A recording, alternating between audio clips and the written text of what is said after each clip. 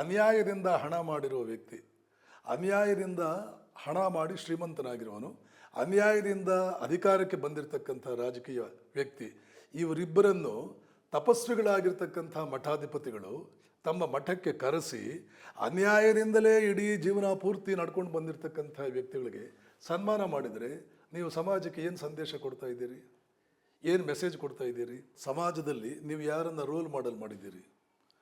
ಇವತ್ತು ನಮ್ಮ ಸಮಾಜದಲ್ಲಿ ರೋಲ್ ಮಾಡೆಲ್ಲು ಸಿನಿಮಾದವನು, ನಮ್ಮ ಸಮಾಜದಲ್ಲಿ ರೋಲ್ ಮಾಡೆಲ್ಲು ಒಬ್ಬ ರಾಜಕೀಯ ವ್ಯಕ್ತಿ, ಸಮಾಜದಲ್ಲಿ ರೋಲ್ ಮಾಡಲು ಒಬ್ಬ ಶ್ರೀಮಂತ. ಇವರು ಮೂರು ಜನ ನ್ಯಾಯ ನೀತಿ ಏನು ಬಹಳ ಗಂಭೀರವಾಗಿ ತಗೊಂಡವರಲ್ಲ, ನ್ಯಾಯ ನೀತಿಗೆಲ್ಲ ಗುಡ್ ಬೈ ಹೇಳಿದವರು. ಯಾವಾಗಲೂ ಒಂದು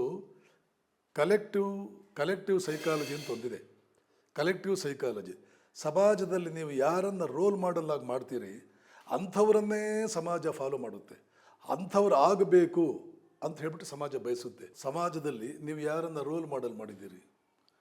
ಇವತ್ತು ನಮ್ಮ ಸಮಾಜದಲ್ಲಿ ರೋಲ್ ಮಾಡೆಲ್ಲು ಸಿನಿಮಾದವನು, ನಮ್ಮ ಸಮಾಜದಲ್ಲಿ ರೋಲ್ ಮಾಡೆಲ್ಲು ಒಬ್ಬ ರಾಜಕೀಯ ವ್ಯಕ್ತಿ, ಸಮಾಜದಲ್ಲಿ ರೋಲ್ ಮಾಡಲು ಒಬ್ಬ ಶ್ರೀಮಂತ. ಇವರು ಮೂರು ಜನ ನ್ಯಾಯ ನೀತಿ ಏನು ಬಹಳ ಗಂಭೀರವಾಗಿ ತಗೊಂಡವರಲ್ಲ, ನ್ಯಾಯ ನೀತಿಗೆಲ್ಲ ಗುಡ್ ಬೈ ಹೇಳಿದವರು.